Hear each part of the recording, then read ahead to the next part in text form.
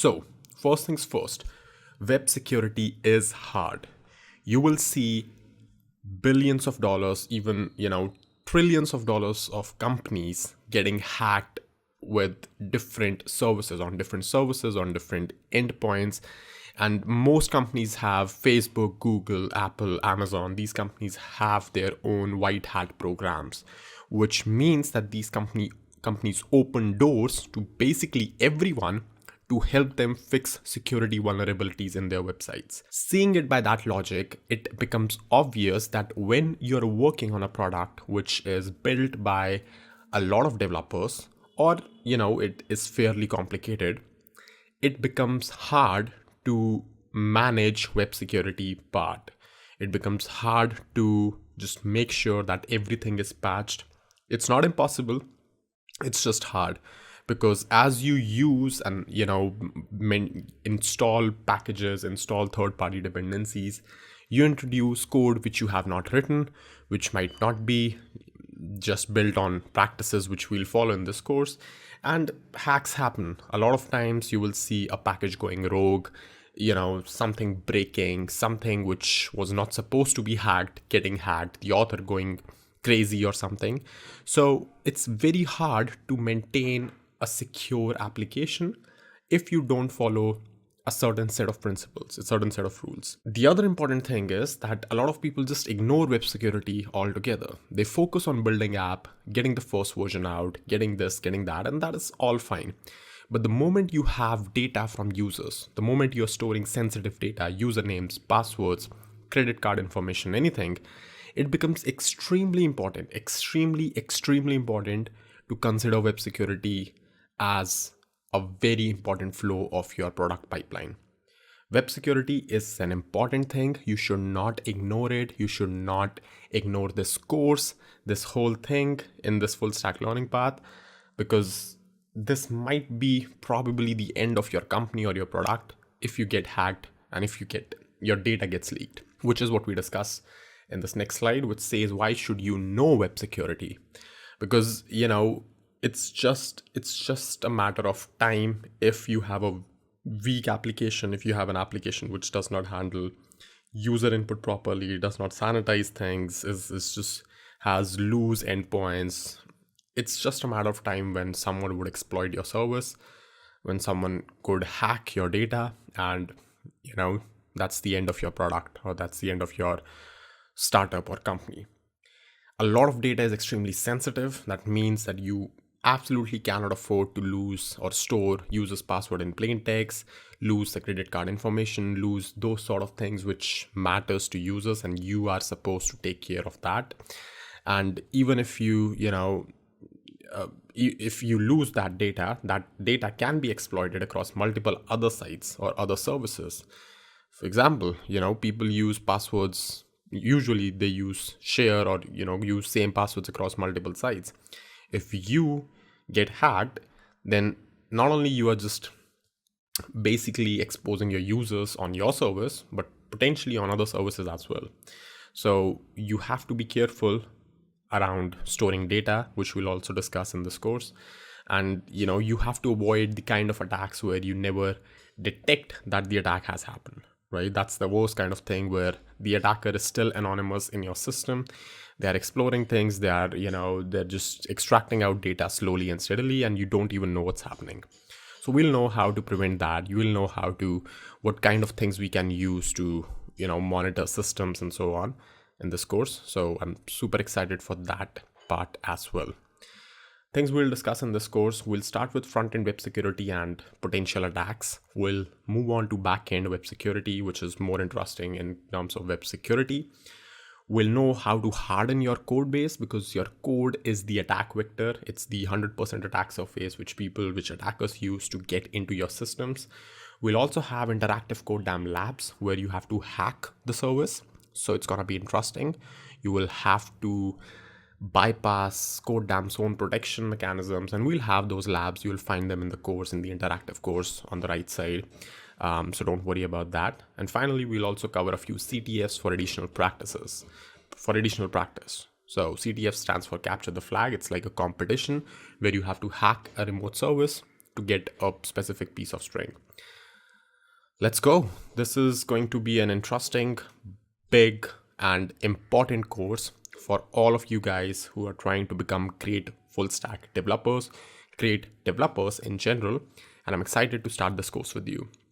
And that is all for this video. I'm going to see you in the next one really soon. Hey everyone, welcome back. And in this video, let's just go ahead and explore a few things which we can do on front end, both in terms of breaking the app as well as securing the app from a security point of view. So I'm going to go ahead and create a very simple HTML and CSS playground, and I'm going to say this as XSS basics. XSS is an attack which stands for cross-site scripting.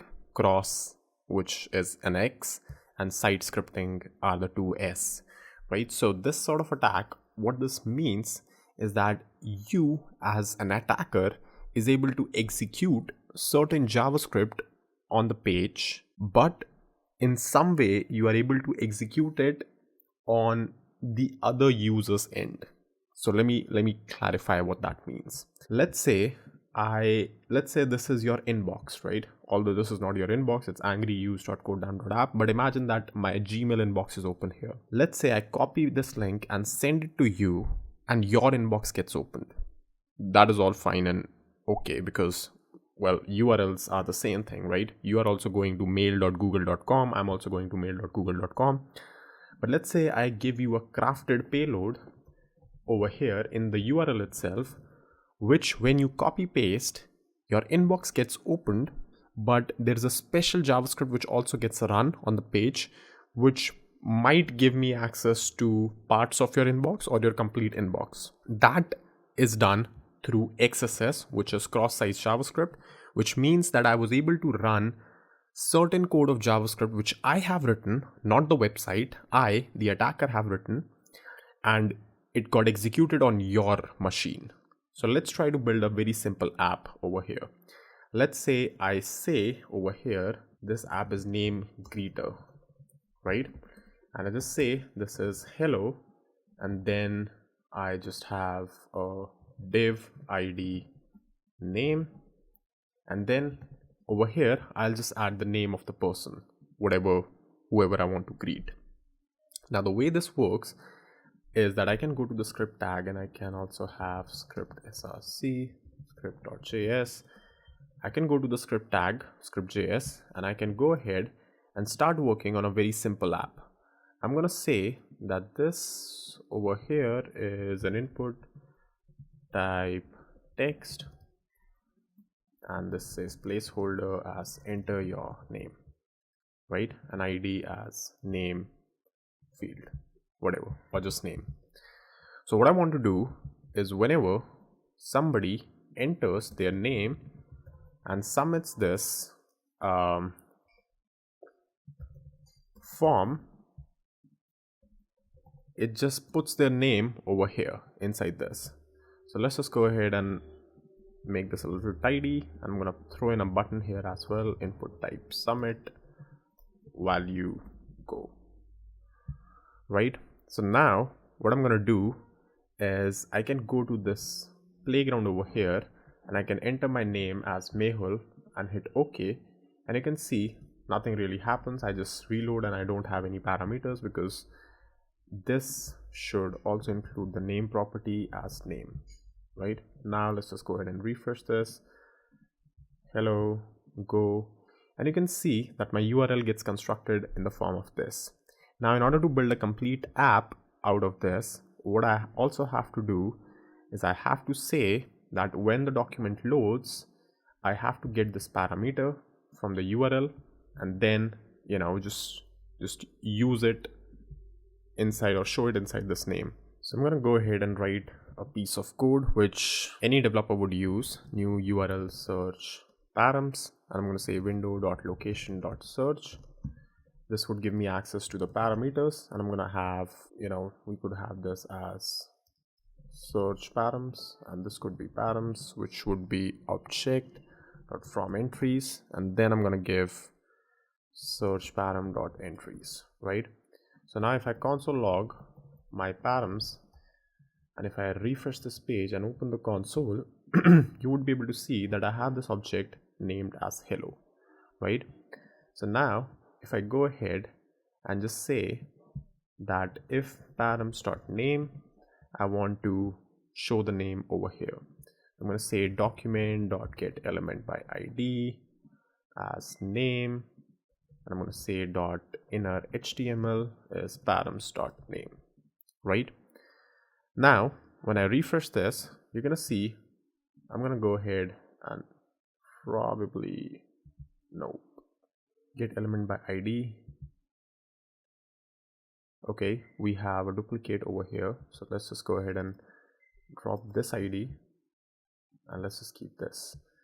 So now if I refresh this, you're gonna see we get hello. I can also add it just right here so that it's in the same line and move this. So now if I refresh this, I get hello hello.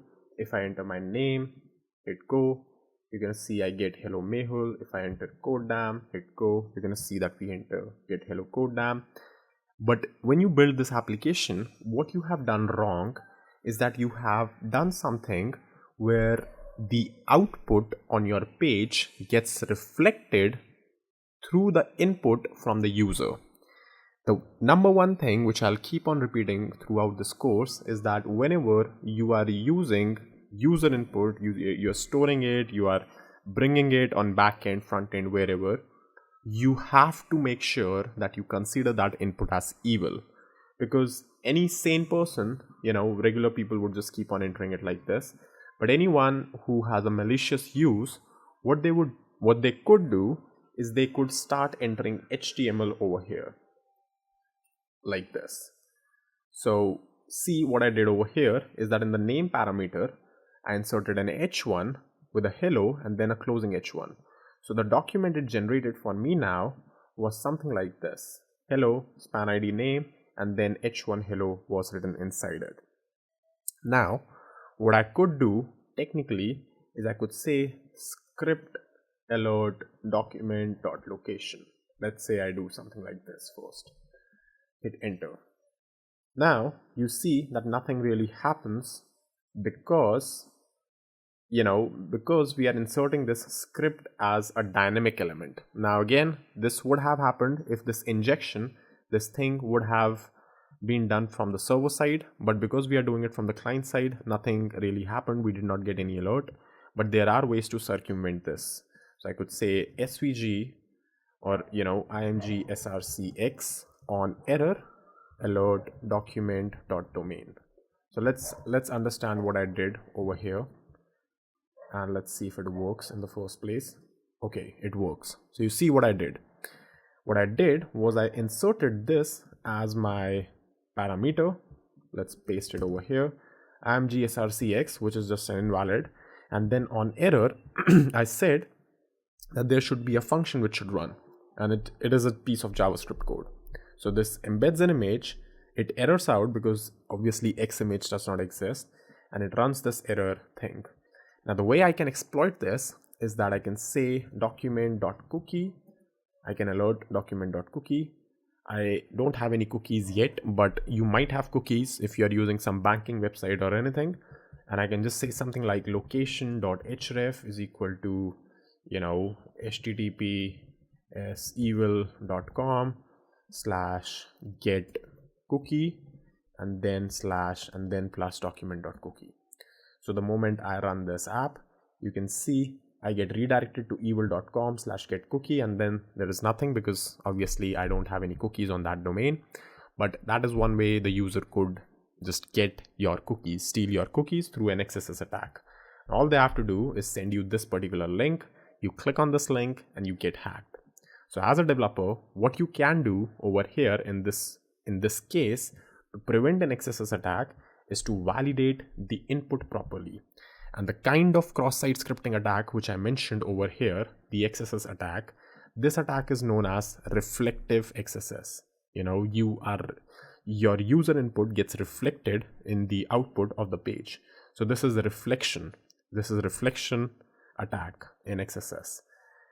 There are different kind of XSS attacks. For example, let's say instead of name greeter, this was something like, just commenting storing a comment or making a comment, just like we have on codedamn.com/news. So if you go down over here, if you go down right here, I can leave a comment over here, right? So whatever I comment, nice article, for example, this gets stored and this gets displayed over here, right? Now, obviously we sanitize our input, but if we did not, what you could have done is script alert document.cookie, or local storage dot some cookie access or something, and then you can serialize this and send it to your own location, and whoever visits this page would get hacked in a way. So this is also XSS because you are executing your own attacker JavaScript code, but this is stored XSS. That means you are storing a payload on the page in the database, which gets reflected over here. This is not reflected XSS because you're not using it in some sort of URL or something. So this is how this attack works. Now, how do you write a secure web app against this? Well, like I said, consider this input as evil. This input is super evil. So the first layer of defense you can use is you should never really manipulate the HTML of the page yourself, or based on the user's input. So never use inner HTML, use something like text content, because text content forces the browser to not parse the input as HTML payload. Now the moment you do that, and when I refresh this, you're gonna see now we get the string as it is, as it should be. And this is because this thing which is getting inserted is now getting inserted as a text node on the page, not as just HTML node, right? So this was a quick fix for a reflective XSS attack, and there is probably no way you could bypass this, because whatever you do over here, even if you change the parameters, something like this, it'll not inject that as HTML content, which is the only reason your JavaScript gets hacked, right? So, well, this is the way to prevent an XSS attack from the front end itself. If this is getting injected from the backend, let's say you have to do it in an inner HTML fashion, what you can do is you can sanitize this input. And one of the ways to sanitize this input is using something like encode URI component. And if you go back, if you give it a refresh, you can see that it encodes the whole component in terms of how you would pass it in the UI, in the URL. It looks ugly, but it still gets the job done, at least in this case, where we don't want this to appear as a, as an HTML payload. So if you want to go ahead and do it as an inner HTML, that's the way you can do it. Or better is that you do it in a text content fashion, where it will reflect, it'll work without even you converting it into a bad looking string, right? So yep, that's basically it for the first video, for the initial front end video. We're going to be covering more such examples on this. That is all for this one. I'm going to see you in the next video really soon. Hey everyone, welcome back. And in this video, let's just learn about content security policy, which is an important header for securing your web apps, for hardening your code, your front end code, so that even if there are gaps or, slips like this, where somebody by mistake used an inner HTML, still you would have a layer of security by the browser itself to protect you in a way, right? So what this content security policy is that it's your way of telling browsers what kind of execution is allowed, whether that's in terms of JavaScript, whether that's in terms of embedding, random websites iframes, whether that's you getting embedded as a web page on some other pages, and so on. So this is an HTTP header, but you can also set this through a meta tag. So let's actually get the syntax of this first of all. So we're going to be using meta tags for now because we are not running a node server here. So I'm going to throw this meta tag over here. So you see the name of this header, if it is delivered, would be content security policy, and the content over here is currently default src's HTTPS. So let's try to understand a few things over here. So you see, in content security policy, the way the syntax works is that you have a policy directive, which consists of a directive and then a value, right? So what this means is that you are able to control certain aspects of your website. Default src is basically saying like, you know, a fallback for all the other fetch directives. So we'll take a look at this later. Let's just take a look at script src, for example. Now script src is interesting because script src allows you, for example, to restrict where you are loading the scripts from, right? So let's just go ahead and actually say script src of https and then let's say angryuse.codedamn.app1337, right, which is the name of this website over here. Or I could have also said self as inside the quotes, right? So that also means that just allow it from my own domain. So what this means over here, that if I try to go ahead and let's say if I go ahead and try to use a jQuery CDN over here, which I know also works on HTTPS. So if I go ahead and try to inject the script src jQuery, you're gonna see that when I refresh this, I get this error. So the error which you see over here, you can see that it says me that it has refused to load the script over here because it violates the content security policy directive, script src self. Note that, you know, this domain was not whitelisted, so we are not going to load it, right? So let's say if you want to load it, the way you can do it is by saying, or, you know, whitelisting this domain over here as well. Now the moment you do that, hit refresh, you're going to see the error is still there, but this error is different, which we'll discuss. Let me just go ahead and remove the name field first of all. So you see the error no longer appears, right? You can see now I can use jQuery. Nope, not really.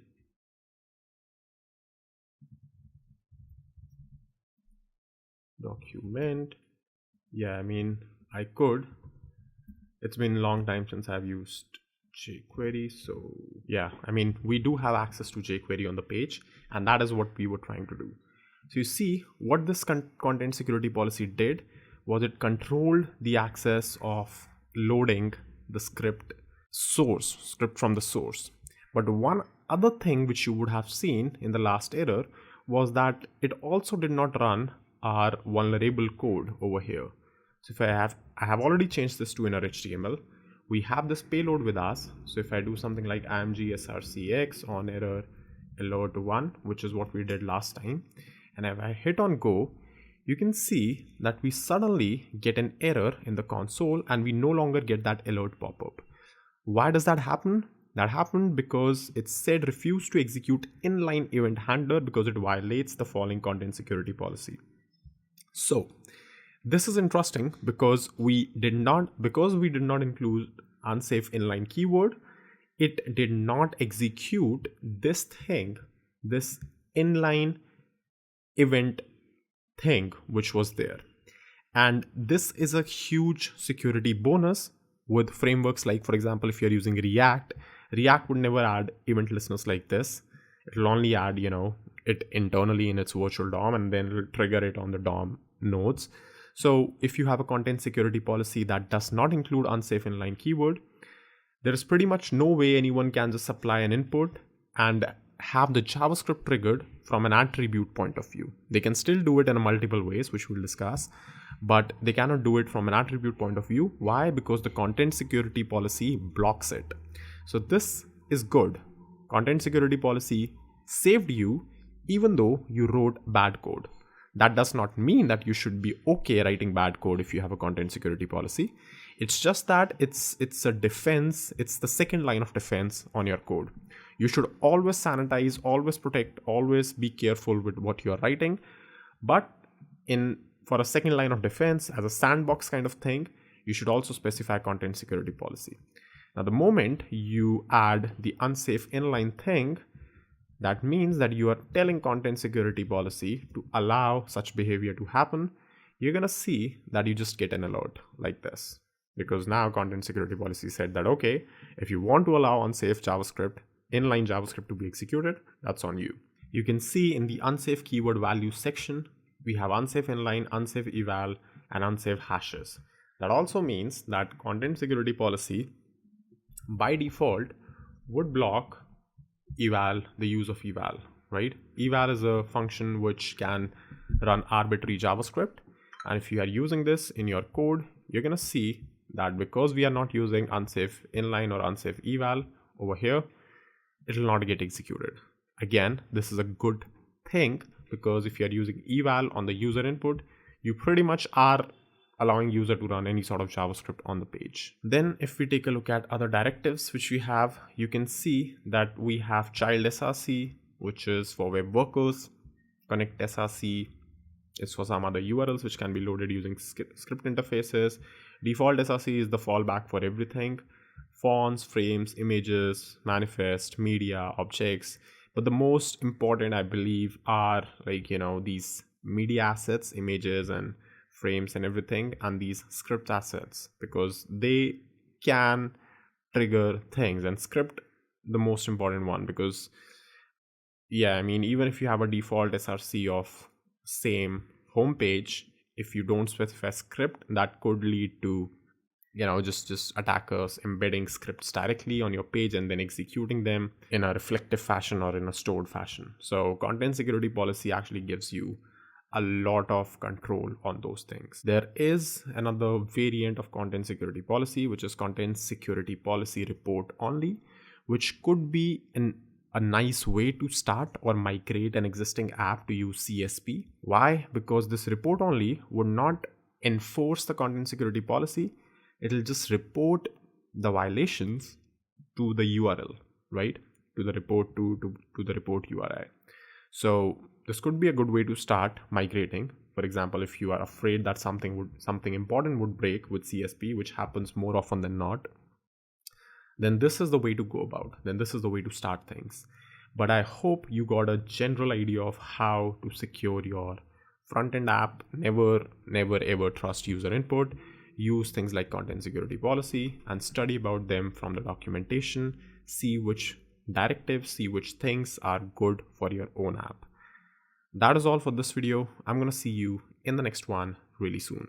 Hey everyone, welcome back. And in this video, let's just go ahead and understand a little bit about how you should use cookies on front end and back end. So it technically applies to both front end and back end web security, but let's just go ahead and explore this in context of front-end security first. So I'm going to go ahead and just show you this app again, which we used, which shows me an alert because we were able to cross-site script attack on this. But like I mentioned to you, the bigger implication of this attack is that someone could enter something like imgsrcx on error alert document.cookie, right? Because cookie is the important thing. This is your authentication data.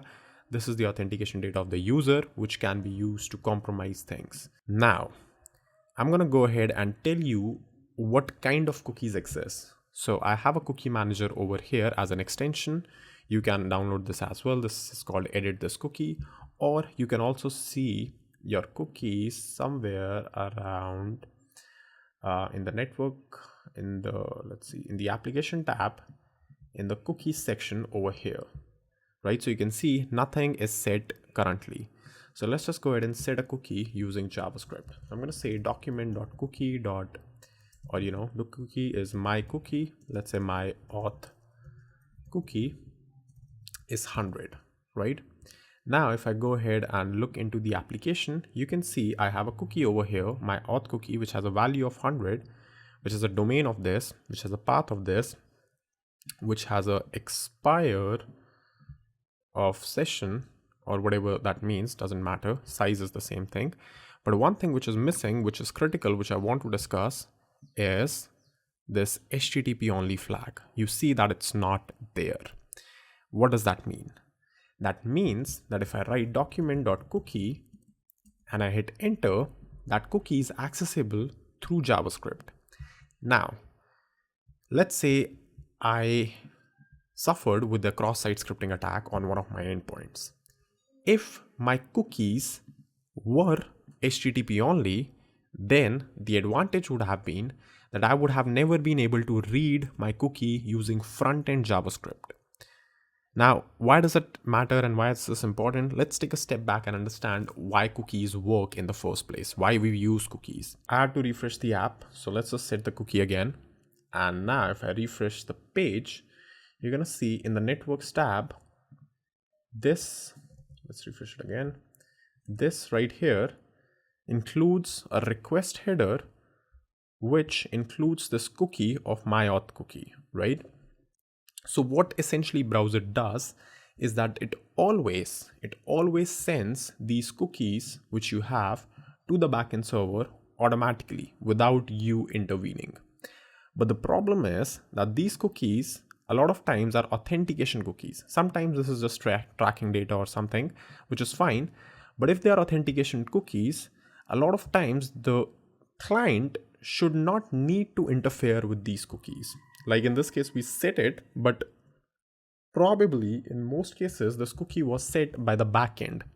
So I should not be able to access this cookie with JavaScript within the JavaScript world, but I still should be able to, just have this default behavior where the browser automatically sends the cookie. This part which browser does is an important thing because this allows you to not worry about sending to and fro the authentication state all the time. But you can also opt into that security feature which I mentioned by having an HTTP only as true.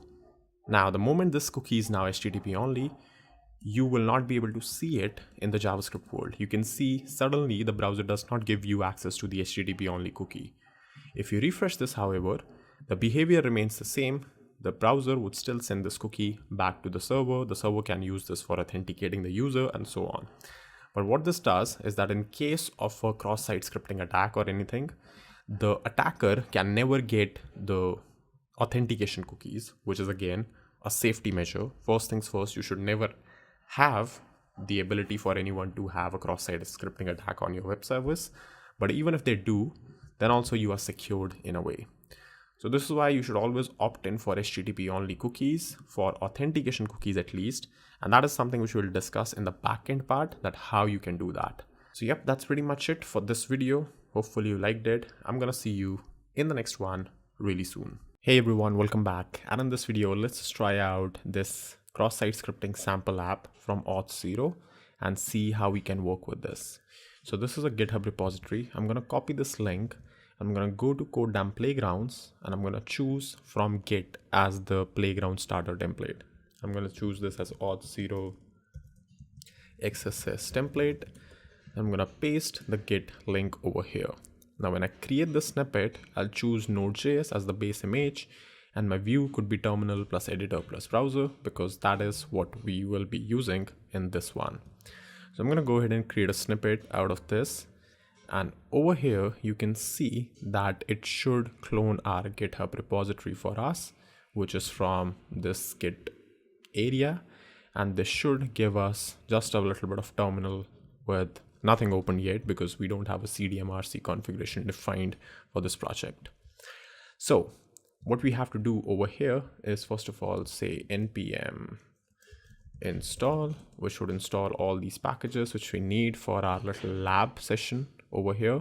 And then finally say node server.js. But before we do that, let's just edit the port over here from 3000 to 1337.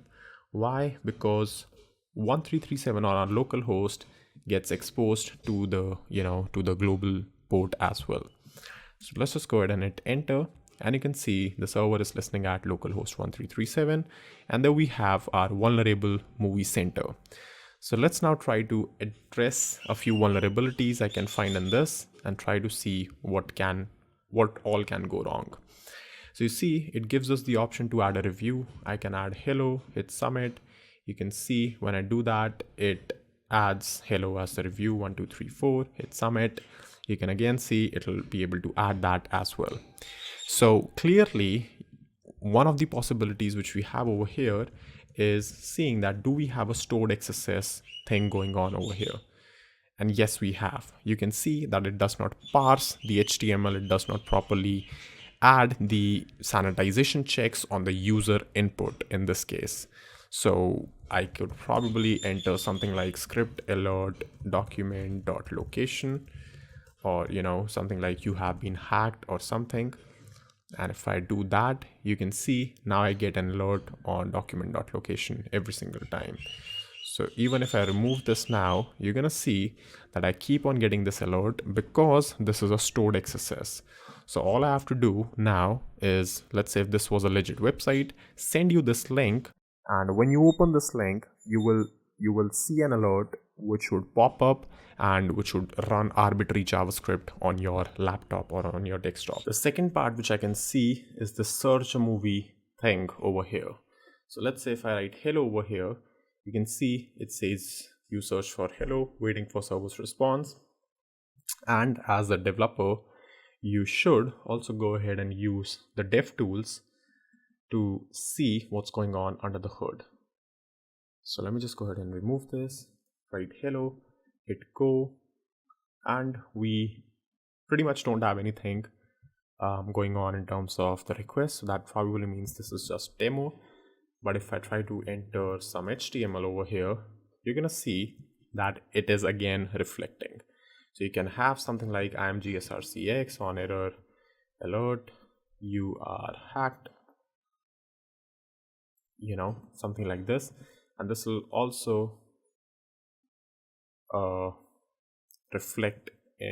should have reflected in the following way, but looks like we have some error which we could fix, obviously. Yeah, so we should have something like on error, double quotes, you are hacked, and go, and you will see that you get an alert, you are hacked. So you see a very basic app, but a very real one also. A lot of applications like this could exist, which could have stored XSS, which could have reflective XSS, and so on.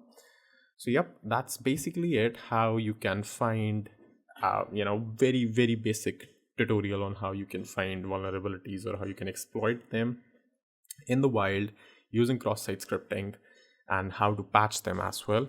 That is all for this one. I'm gonna see you in the next video really soon. Hey everyone, welcome back. And in this video, let's just begin with the backend web security concepts a little bit. Let's just try to explore what all can be done, what all things you should remember. And let's start with a few important parts first. So I'm going to start off by setting up a Node.js playground for backend web security on codedamn. And what this playground would allow us to do is create some basic Node.js apps on which we could run some interesting security experiments. Now you see, we already have a basic Node.js server running which says hello from codedamn, but this is not very useful. So let's try to understand, and let's try to start with a very basic thing. That is how you should store passwords, because passwords is one of the things which I believe you would be accepting as a person who's creating a username and password and registration part. And this is the thing, this is the place where everyone gets everything wrong initially, right? So let's just go ahead, and actually we don't even need the browser preview in this video. We just need this Node.js area. Let's just go ahead and try to understand how you should store passwords, right? So I'm going to go ahead and remove all of this. I'm going to go ahead and enter my password as 123 whatever. This is, let's say this is my password and this is my username, right? Let's say my username is admin and my password is also admin@123.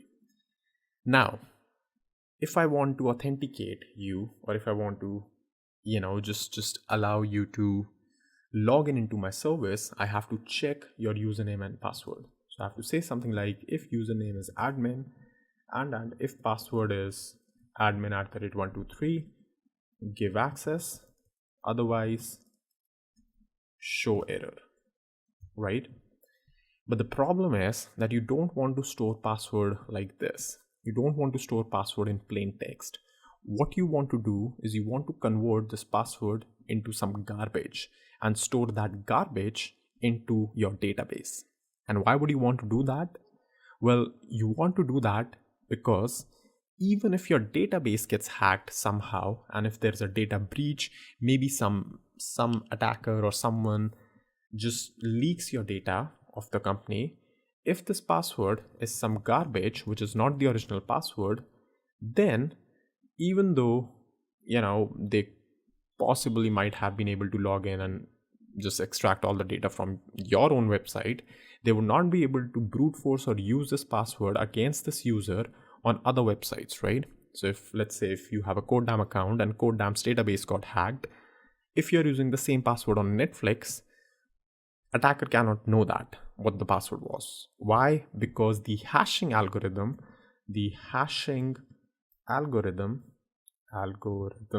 plus the seed which we are using is not the same as the hashing algorithm and the seed which Netflix might be using, right? So what this hashing algorithm is and what this seed is, let's try to understand. So there's a package called as bcrypt, which I recommend everyone to use if you're using Node.js. Bcrypt is a package which allows you to hash passwords. And this is a good one, right?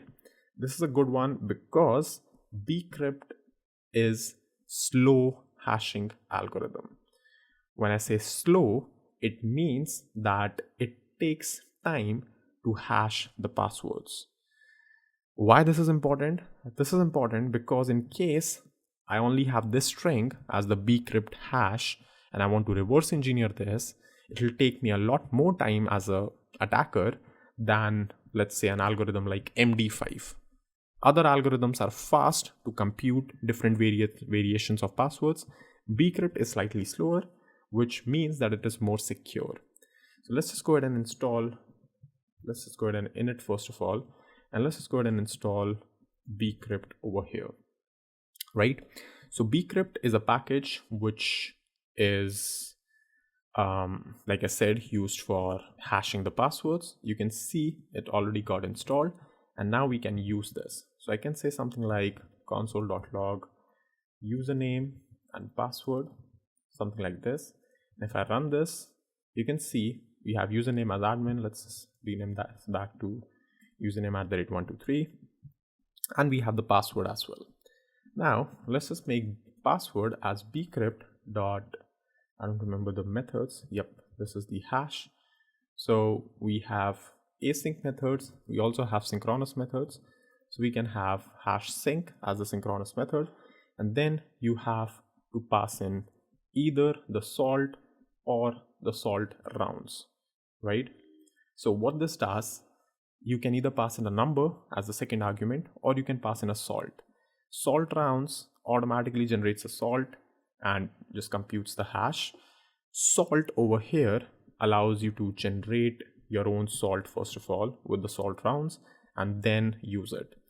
What salt means essentially, if you're confused, is that let's say if I have this as the password and if I hash this somehow and I generate something, right? A big string. Let's say another company is also using the same hashing algorithm. They use the same password. So they also would probably get a same lookalike signature until you have a different salt. So just like you sprinkle salt on your food or on your dish, and it might change the composition a little bit. Similarly, a salt over here would probably insert certain salt parameters between your password, and it will change the final hash. It will change it a lot, right? So until and unless now the attacker, if they want to know your salt, they also have to hack your running server and extract out maybe environment variables or something wherever you're storing your salt, which is much harder, right? It's easier to attack a database with SQL injections and extract out data compared to attacking the file system of your server itself and then extracting out information. So anyway, the point is that salt again provides you with an added layer of security, provides your user with the added layer of security. And in case of bcrypt, you can skip the salt. You can just let bcrypt decide a salt for you. You can just say how many salt rounds you want. So if I specify 10, for example, and hit node index.js, you can see that this is what the password is. This is what the generated password is. And you can clearly see that this password is also changing with time, right? I mean, this string is not same as this string, this not same as this string, and so on. So bcrypt also probably includes time as the component when the salt is generated, or when the password is generated, right? So clearly you will store this in the database, but you cannot compare the password like that, with an equality sign. So you can say something like this, username and password. And let's say if you want to verify, if username is equal to admin and potentil password is equal to password, then give access, console.log access granted, right? Now, if I go ahead and say what my potential password is, I have to decide what this would be, right? So this potential password would come from the user now, right? When they're trying to log in for the first time, because this is already stored in the database. This is in DB.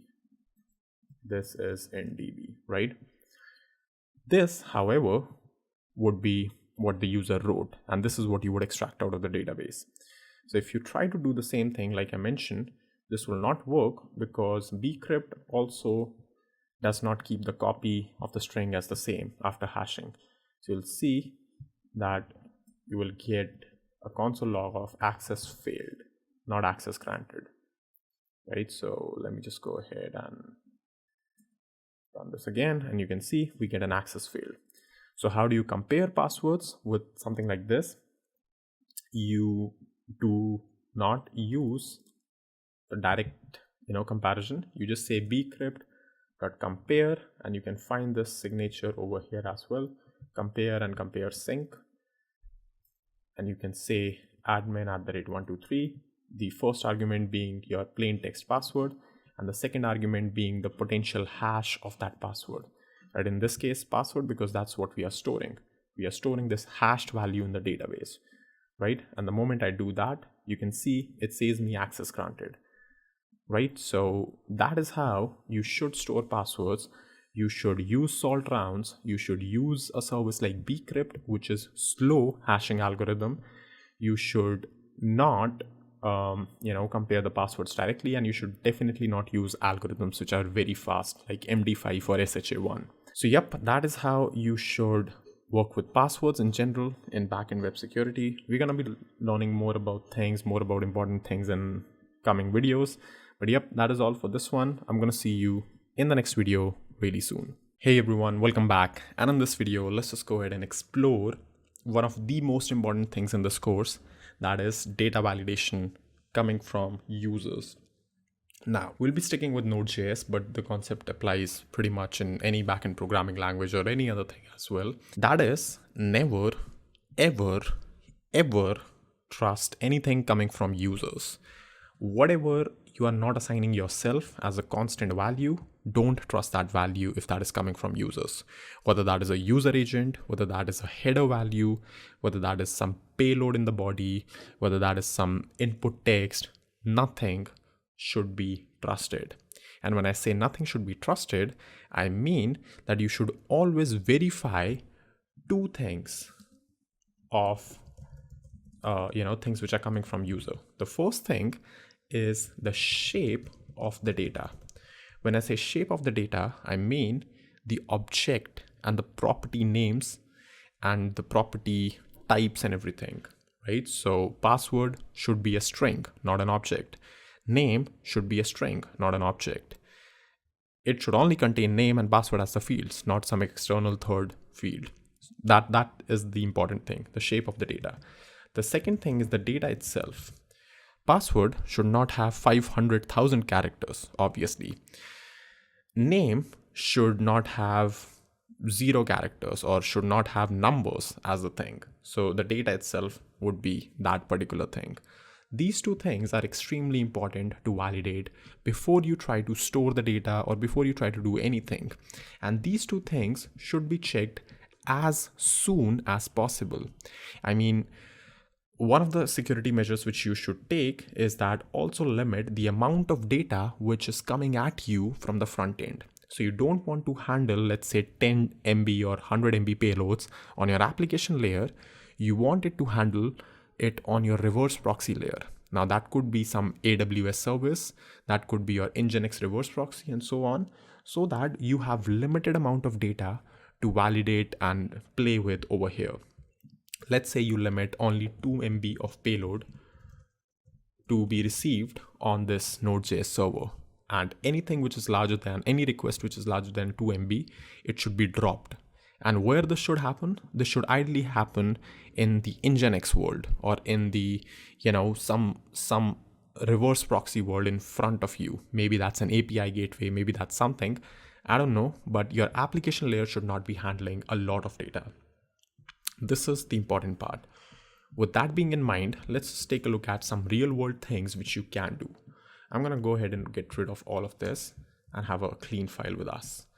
So I'm going to explore this package known as joi.dev, which is an amazing package you should probably start using in your npm install in your Node.js projects, because this allows you to validate both the things which you mentioned, the shape and the data itself. So let's try to construct a schema like this. For example, I'm going to construct a schema which looks something like this. Now Joi used to have a different pattern before. It has now changed its syntax a little bit, but it still is very much English in a way. So you see that it says me schema is an object which should include username as the property, which is a string. It could be alphanumeric. The minimum is 3, the maximum is 30, and this field is required in this object, right?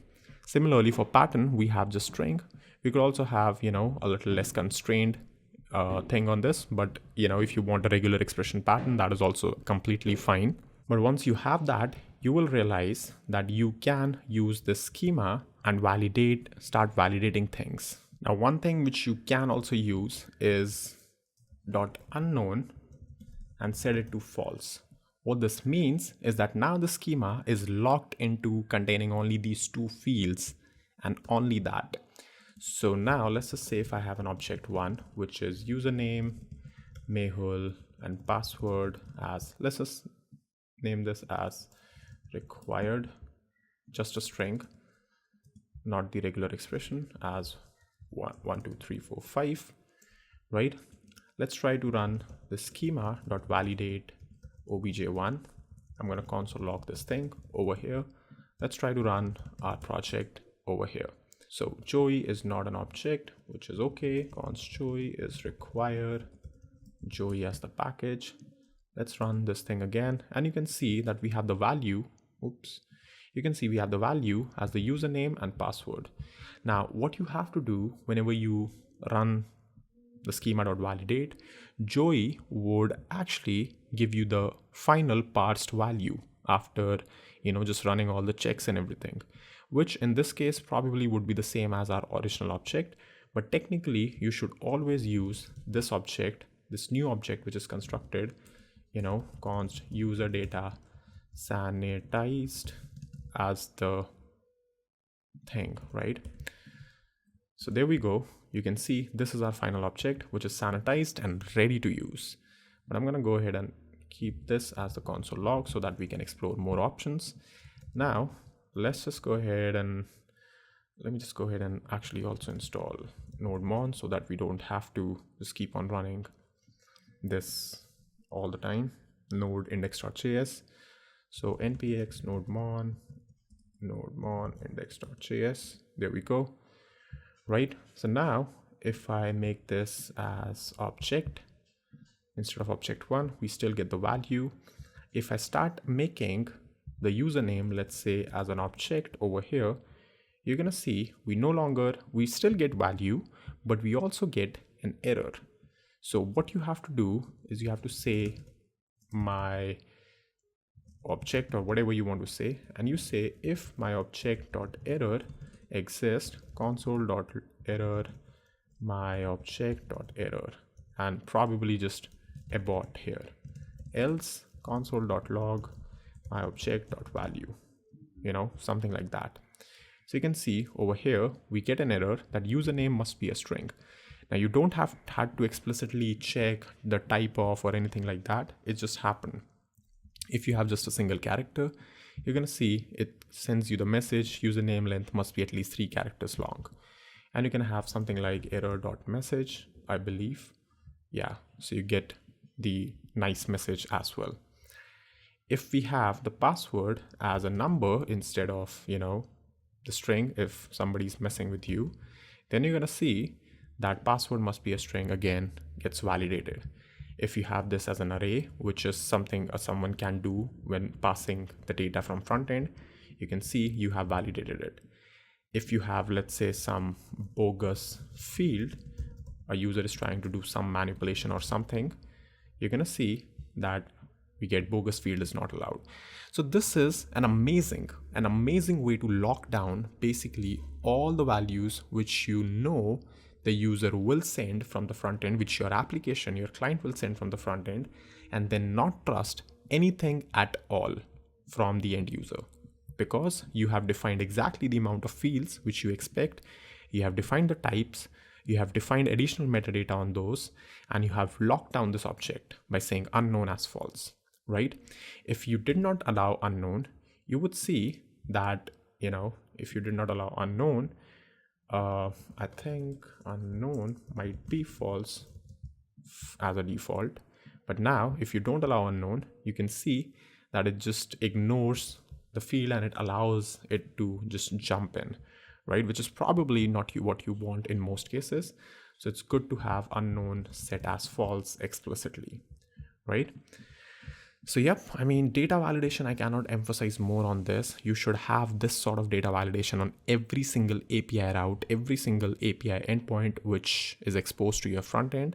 Use this library, use all sorts of validations, use these error messages and abort the process if there is any sort of error. Just throw it on the front end, just tell them that something has gone wrong. Never ever process the data. Only process this data over here, which is validated, is clean, is in the correct shape and size and form. So yep, that is pretty much it for this video. Hopefully you learned something new. I'm gonna see you in the next one really soon.